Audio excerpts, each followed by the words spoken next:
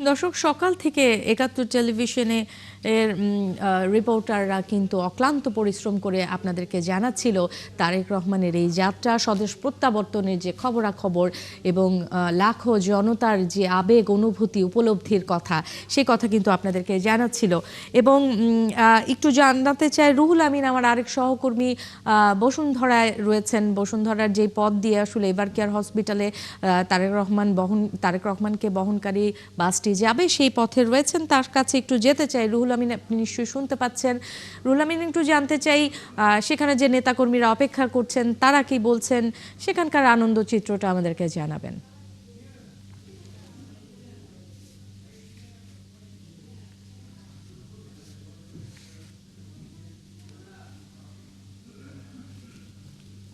Nancy, আপনাকে ধন্যবাদ। আমরা দেখেছি নেতাকর্মীরা তারেক রহমানের কতটা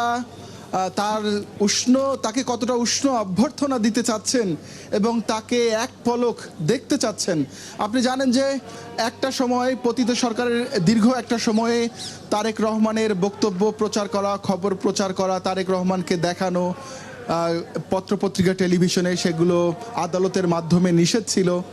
তো 5 আগস্টের পর সরকার পতন হলে তারেক রহমানের সেই বাধা জটিলতা কেটে যায়। দেশের মানুষ তার বক্তব্য গত 1 বছর বহুবারই শুনেছে।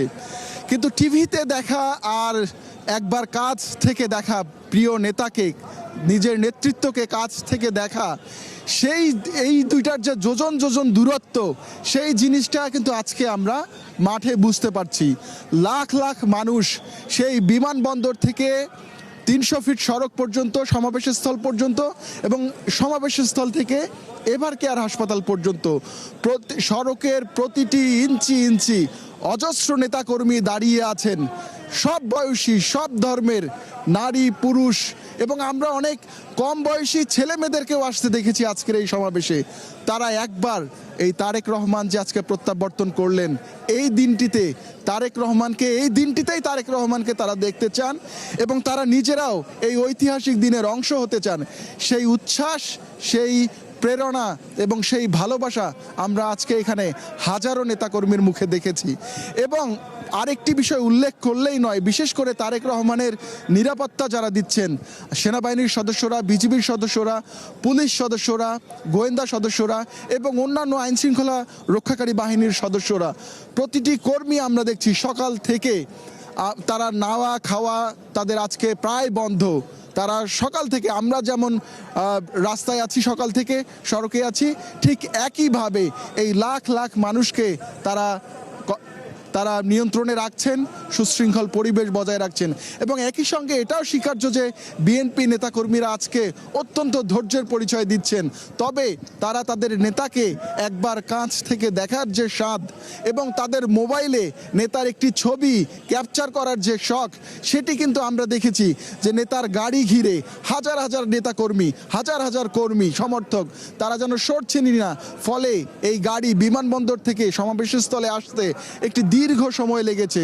এবং তারেক রহমান বক্তব্য শেষ করেছেন, সেখান থেকে এভার কেয়ারে যাবেন, সেখানেও কিন্তু একটি দীর্ঘ সময় লাগছে, কারণ নেতাকর্মীরা তাকে ছাড়তে চাইছেন না বা তাকে দেখতে চাইছেন একবার। সবাই অন্তত একবার দেখতে চান কাছ থেকে, কারণ আপনি জানেন যে শুধু ঢাকা শহর না, সারা দেশ থেকে নেতাকর্মীরা এসেছেন, দেশের প্রত্যন্ত অঞ্চল থেকে এসেছেন, অনেক বয়স্ক মানুষরাও এসেছেন। তারা এসেছেন তাদের নেতাকে জানাতে যে আমরা আপনার পাশে আছি, এবং একই সঙ্গে তারা এই সুখটুকুও পেতে চান যে আমরা আজকের এই ঐতিহাসিক দিনে নেতাকে একবার কাছ থেকে দেখেছি এবং তার একটি ছবি তুলেছি, বা নেতা আমার দিকে তাকিয়ে হাত নেড়েছেন। এই ধরনের ইমোশন আমরা কিন্তু নেতাকর্মীদের দেখছি। এবং তারা আমরা এমন অনেককে দেখেছি যারা কাছ থেকে তারেক রহমানকে আজকে দেখেছেন, তাকে বহনকারী গাড়ির পাশে ছিলেন। এরপর আমরা তাদের চোখে মুখে উচ্ছ্বাস দেখেছি। এবং অনেক নেতাকর্মী, জানেন যে আপনি সমাবেশ স্থলে জায়গা পাননি, তার বক্তব্য সরাসরি শুনতে পাননি, কিন্তু তারা মোবাইলের লাইভে তার ফিট ছিলেন এবং মোবাইলে লাইভে তারেক রহমানের বক্তব্য শুনছিলেন। তাদের উদ্দেশ্যে তাদের নেতা কি বক্তব্য দিচ্ছিলেন সেগুলো তারা উপভোগ করছিলেন। সব মিলিয়ে আজকের দিনটি একটি ঐতিহাসিক দিন। এই দিনে তারেক রহমান দেশে ফিরছেন। এমনটা নয় যে তারেক রহমান 17 বছর বিদেশে আরাম করেছেন, তাকে জোর করে আনা হয়েছে। তারেক রহমানকে মূলত দেশে ফিরতে দেয়া হয়নি। তারেক রহমান বারবারই বলেছেন এই দেশেই তার সব। তার মা যেমন অতীতে বারবার বলেছেন এই দেশেই তার সব, তার মা যেমন অতীতে বহুবার তাকে চাপ দেওয়া হয়েছে কিন্তু দেশ ছাড়েননি। তারেক রহমান চিকিৎসা নেওয়ার প্রয়োজনে এবং চাপের মুখে ছাড়তে বাধ্য হলেও তিনি বারবার ফিরতে চেয়েছেন, কিন্তু নানা রকম আইনি জটিলতা, নানা রকম মামলায় দণ্ডিত করা, নানা সমস্যার কারণে কিন্তু তিনি ফিরতে পারেননি। 2024-এর 5 আগস্ট স্বৈরাচার সরকারের পতন হলে তারেক রহমানের দেশে ফেরার পথ সুগম হয়। সে কারণে কিন্তু আপনি তার বক্তব্য শুনেছেন এবং তিনি এই স্বৈরাচার বিরোধী আন্দোলনে যারা অংশগ্রহণ করেছেন, বিশেষ করে মাদ্রাসা ছাত্র থেকে শুরু করে কৃষক, শ্রমিক, জনতা, ছাত্র যারাই অংশগ্রহণ করেছেন তাদের সবাইকে তিনি স্মরণ করেছেন এবং সবার প্রতি কৃতজ্ঞতা জানিয়েছেন। একইভাবে এই বাংলাদেশ তৈরিতে যারা এই বাংলাদেশের অভ্যুদয়ে যারা রক্ত ঝরিয়েছেন, মহান মুক্তিযুদ্ধের বীর সেনানীদের, তাদেরকেও তিনি স্মরণ করেছেন।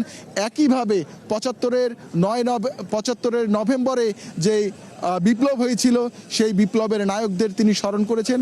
তিনি স্মরণ করেছেন 90-এর স্বৈরাচার বিরোধী আন্দোলনের নায়কদের।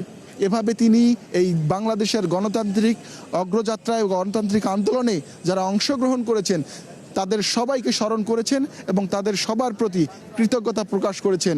এবং তিনি মূলত তার এই ভাষণ এবং তার এই প্রত্যাবর্তন, তার প্রতিটি বক্তব্য আপনি যদি নিবিড়ভাবে খেয়াল করেন আপনি দেখবেন অত্যন্ত আবেগতাড়িত, তার প্রতিটি পদক্ষেপ, তার প্রতিটি কথা। এবং তিনি সবশেষ যেটি বললেন যে তার মন পড়ে আছে তার মায়ের শয্যার পাশে। আপনি জানেন দীর্ঘ প্রায় 1 মাস ধরে এই এভার কেয়ার হাসপাতালে চিকিৎসাধীন রয়েছেন বিএনপি চেয়ারপারসন বেগম খালেদা জিয়া। যদিও তার এই শারীরিক জটিলতা দীর্ঘদিনের, তিনি দীর্ঘদিন ধরে পরিবার থেকে দূরে ছিলেন, নেতাকর্মীদের থেকে দূরে ছিলেন, তাকে উন্নত চিকিৎসা নিতে দেওয়া হয়নি, যেটি তার দল, তার পরিবার সবসময় অভিযোগ করে আসে, যে কারণে তার শারীরিক জটিলতা এতটা বেড়েছে। তারেক রহমানও কিন্তু এই দীর্ঘ 17 বছরে অনেক কিছু হারিয়েছেন। আমি কিছুক্ষণ আগে যেটি বলছিলাম যে তিনি যে ফিরতে চাননি তা না, তাকে ফিরতে দেয়া হয়নি। আপনি জানেন তারেক রহমানরা 2 ভাই, তিনি তার ভাইকে হারিয়েছেন, সেই মুহূর্তেও কিন্তু তিনি দেশে ফিরতে পারেননি। সুতরাং তার আজকের দিনে দেশে ফেরত আসা এটা তার জন্য সর্বোচ্চ আবেগের। একই তো তিনি তার দেশের মাটিতে ফিরছেন, তার মায়ের কাছে ফিরছেন, তার ভাইয়ের কাছে ফিরছেন, তার বাবার কবরের কাছে ফিরছেন। আপনি জানেন যে তারেক রহমানের 3 দিনের যে কর্মসূচি এরই মধ্যে আমরা পেয়েছি, আজকের প্রথম দিন অতিবাহিত হচ্ছে, কালকে তিনি বাবার কবরে যাবেন, স্মৃতিসৌধে যাওয়ার কথা আমরা জেনেছি।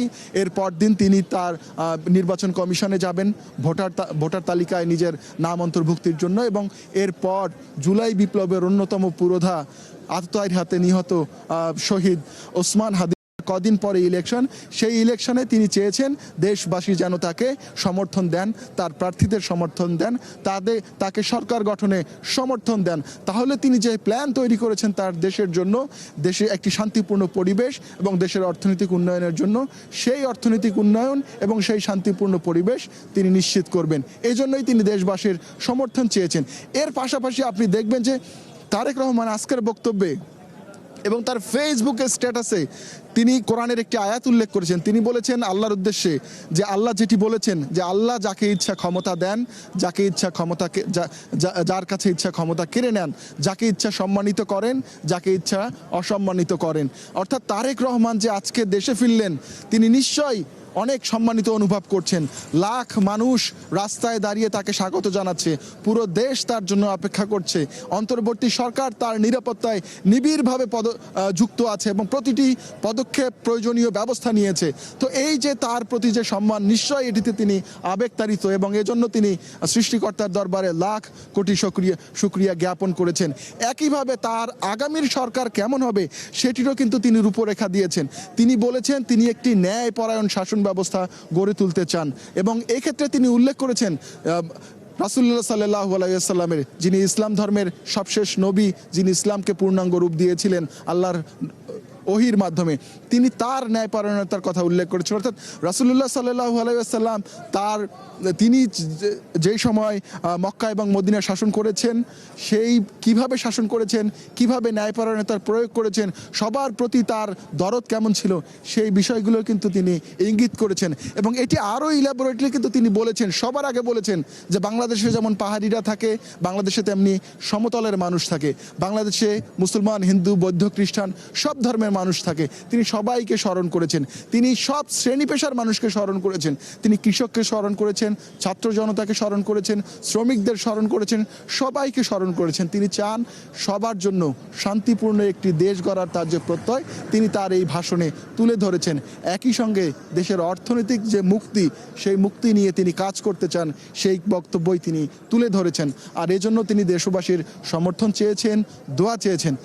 ন্যান্সি, আমরা অপেক্ষা করছি তারেক রহমানের গাড়ি বহর এদিক দিয়ে যাবে। আপনি দেখছেন যে আমাদের মতো অসংখ্য নেতাকর্মী কিন্তু এখানে অপেক্ষা করছে। কেউ বসে পড়েছেন রাস্তায়, কেউ দাঁড়িয়ে আছেন, কারো হাতে তাদের দলীয় পতাকা, কারো হাতে জাতীয় পতাকা, কিছুক্ষণ থেমে থেমে স্লোগান দিচ্ছেন। তা দেখুন, আজকে কিন্তু বেশ ঠান্ডা সকাল থেকে ন্যান্সি। তো সেই আবহাওয়া, প্রতিকূল পরিবেশ, সারাদিন কিছু খাওয়া না খাওয়া, এই সব কিছু মিলিয়ে কিন্তু নেতাকর্মীরা অপেক্ষা করছেন। তারা শেষ বলেছেন রুহুল আমিন, আসলে খণ্ড খণ্ড উপলব্ধির কথা আপনি আসলে জানাচ্ছিলেন, লাখো মানুষের উপলব্ধির কথা আপনি বলছিলেন যে তারা আসলে কিভাবে ছোট ছোট অনুভূতি, উপলব্ধিগুলো নিয়ে আসলে এই প্রিয় নেতার জন্য অপেক্ষা করেছে এবং প্রিয় নেতাকে দেখার জন্য অপেক্ষা করেছে। আমাদের গাড়ি বহরের সাথে আমরা দেখছি যে কাছাকাছি চলে এসেছে। গাড়ি বহরের সাথে আমাদের সহকর্মী সবুজ মাহমুদ রয়েছেন। সবুজ মাহমুদের কাছে একটু যেতে চাই। সবুজ, রুহুল আমিন আমাদেরকে বলছিলেন যে কিভাবে আসলে এই যে জনতার ভালোবাসায় কি সিক্ত হলেন এবং তার যে তারেক রহমান ভাষণ দিয়েছেন, সেই ভাষণের যে উল্লেখযোগ্য দিকগুলো, সেগুলো কিন্তু রুহুল আমিন বলছিলেন সুন্দর করে। সবুজ, আপনার কাছে কি খবর আছে একটু জানতে চাই।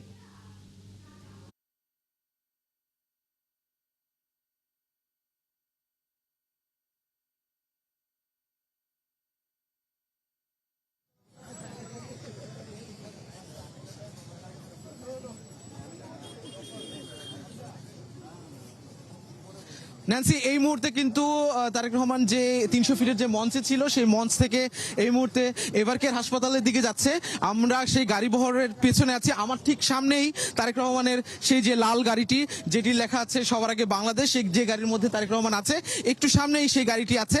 আমরা সেই গাড়িটি অনুসরণ করে এবারকের হাসপাতালের দিকে যাচ্ছি এবং চতুর্দিকে সামনে আগে পেছনে কিন্তু নিরাপত্তা কর্মীদের কঠোর নিরাপত্তা ব্যবস্থায় মধ্য দিয়ে এই গাড়িটি সামনে দিকে যাচ্ছে এবার কেয়ারে। আপনি জানেন বেগম খালেদা জিয়া, সাবেক প্রধানমন্ত্রী বেগম খালেদা জিয়া অসুস্থ অবস্থায় এবারকের হাসপাতালে চিকিৎসাধীন আছে এবং তাকে দেখতেই জনাব তারেক রহমান তিনি যাচ্ছেন তার মার কাছে এবং এটাই পূর্ব নির্ধারিত পরিকল্পনা ছিল এবং সেই অনুযায়ী তিনি কিন্তু এখন এই সমাবেশ স্থল থেকে যাচ্ছেন এবার কেয়ার হসপিটাল দিকে। আমরা সেই গাড়ি বহরটি অনুসরণ করছি। আপনি নিশ্চয়ই দেখতে পাচ্ছেন যে নিরাপত্তা কর্মীদের সামনে পেছনে নিরাপত্তা বলয় এবং সামনে সবচেয়ে বেশি নিরাপত্তা কর্মীদের উপস্থিতি আছে, তার মধ্যে সেনাবাহিনী, বিজিবি এবং অন্যান্য নিরাপত্তা কর্মীরা আছেন এবং তাকে ঘিরে কিন্তু নেতা কর্মীদের প্রচুর ভিড়। এখানে যেভাবে এয়ারপোর্ট থেকে এই সমাবেশের স্থলে এসেছিল খুবই ধীর গতিতে, সেই ধীর গতিতে কিন্তু এই বাসটি আবারও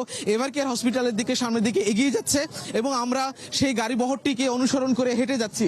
ন্যান্সি, আপনি নিশ্চয়ই লক্ষ্য করবেন যে এখানে যে নেতাকর্মীরা যেভাবে এয়ারপোর্ট থেকে একটি বলয় সৃষ্টি করে সামনের দিকে এগিয়ে নিয়ে আসছিল, সেই নেতাকর্মীদের ভিড়ের কারণে কিন্তু এখনো গাড়িটি তার খুবই ধীর গতিতে সামনের দিকে এগিয়ে যাচ্ছে এবং তারেক রহমান সেই নেতাকর্মীদেরকে এখনো সে হাত নাড়িয়ে তাদের ডাকে তাদের শ্রদ্ধার প্রতি জবাব দিচ্ছেন এবং এই মুহূর্তে সমাবেশ স্থল থেকে 300 ফিটের যে পথ কুড়িলের দিকে গেছে, সেই পথটি ধরে সামনের দিকে এগিয়ে যাচ্ছে। প্রায় কাছাকাছি চলে এসেছে বসুন্ধরা আবাসিক এলাকার যেই গেটটা আছে, সেই গেটের আর কিছুক্ষণের মধ্যে সেখানে পৌঁছবে এবং সেখান থেকে এভারকেয়ার হাসপাতাল থেকে প্রায় 1 কিলোমিটারের মতো দূরত্ব আছে।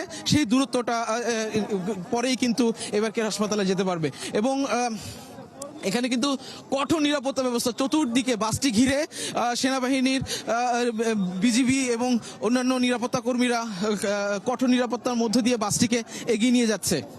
আপনি নিশ্চয়ই দেখতে পাচ্ছেন ন্যান্সি, এখানে নেতাকর্মীরা তারেক রহমানকে কাছ থেকে দেখার জন্য অনেক অনেক আগ্রহ নিয়ে সেই বাসটি ধরে অনুসরণ করছে নেতাকর্মীরা এবং বিভিন্ন স্লোগান দিচ্ছে এই মুহূর্তে। ন্যান্সি, আপনি নিশ্চয়ই দেখতে পাচ্ছেন এখানে কয়েক স্তরের নিরাপত্তা ব্যবস্থা সবুজ আপনার কথা শুনতে পাচ্ছিলাম এবং আমরা দর্শকদের আপনার মাধ্যমে দেখাচ্ছি। আপনি ঠিকই বলেছেন, আমরা সেই ছবি দেখতে পাচ্ছি যে নিরাপত্তা বেষ্টনীর মধ্য দিয়ে লাল সবুজ সেই বাসটি, যেখানে তারেক রহমান রয়েছেন, সবার আগে বাংলাদেশ লেখা সেই বাসটি এগিয়ে যাচ্ছে এভার কেয়ার হসপিটালের দিকে।